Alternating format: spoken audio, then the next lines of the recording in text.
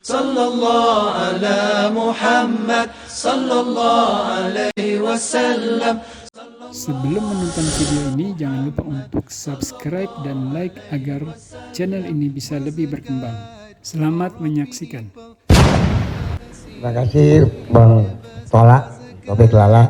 Ustadz, tadi Ustadz cerita bahwa Rasulullah juga bergurau, tapi gurauannya itu tidak pernah berdusta, dan itu yang tidak boleh kata Rasulullah. Sementara teman-teman pelawak sadar atau tidak sadar lawakannya itu banyak berdustanya juga Ustaz. Cari-cari mengada-ada kan, karena memang tujuannya untuk membuat orang tertawa. Tapi kalau saya kan, maaf, saya bukan pelawak, saya peragawan Ustaz. Jadi peragawan pakaian anak-anak.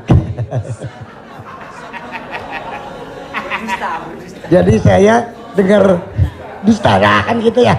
Contohnya kayak tadi gitu. Atau Bopak umpamanya dia mengatakan dirinya ganteng, dia cerita bahwa banyak cewek yang suka sama dia, itu kan berdusta Ustaz. Iya kan? Fitnah kan? Enggak, tapi kalau soal ketampak. Jadi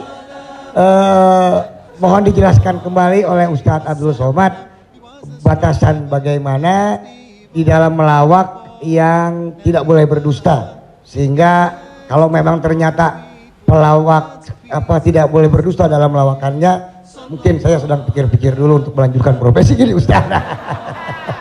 Saya takut masuk neraka. Terima kasih Ustaz Abdul Somad. Assalamualaikum warahmatullahi wabarakatuh. Ada saatnya kita berilustrasi, menceritakan suatu kisah. Jadi sebetulnya para penulis novel Islam pun dia sebenarnya kisah itu ada juga yang fiktif atau dicampur antara nyata. Bahkan Buya Hamka menulis kisah campuran antara tenggelamnya kapal Panderwick adalah campuran antara nyata dan fiksi. Apakah ketika orang bercerita tentang fiksi itu dia berdusta? Tidak. Jadi kita bisa bedakan itu antara orang memang betul-betul dia berdusta. Kemarin saya melakukan ini suatu, padahal cerita itu tidak ada.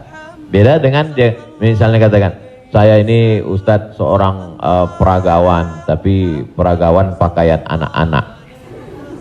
Tidak, Mas Ginanjar tidak sedang bercerita, kemarin di mall saya memperagakan pakaian anak-anak Pak Ustadz. Ketika saya pakai pakaian anak SMP, semua ketawa. Itu dusta. Tapi ketika dia katakan cerita awal tadi, semua orang tahu bahwa dia tidak sedang memperagakan pakaian anak-anak, dia hanya sedang menunjukkan tentang dirinya. Secara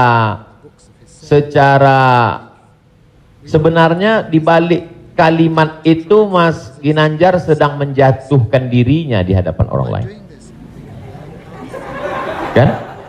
Dan kita tertawa dengan dia menjatuhkan dirinya. Mohon maaf, bahwa beliau mengatakan fisik saya seperti anak-anak, dan saya andai pun menjadi peragawan hanya sesuai memperagakan pakaian anak-anak. Hari ini orang tidak menjatuhkan dirinya, dia menjatuhkan orang lain, menjatuhkan tokoh agama, menjatuhkan ustadz. Ada suatu kesalahan dalam cara dia berpikir. Bahwa beliau menjatuhkan dirinya, dia tidak usah, karena dia tapi dia tidak sedang berbohong, dia hanya sedang bercerita. Insya Allah penjelasan saya itu bisa dipahami. Yang tidak bisa itu adalah ketika orang seolah-olah dia bercerita, dia kemarin saya di sebuah cerita seakan-akan orang mengatakan dia nyata, padahal sebetulnya hanya bohong belaka supaya orang tertawa. Itu yang dilarang oleh Nabi Muhammad SAW. Wallahu a'lam.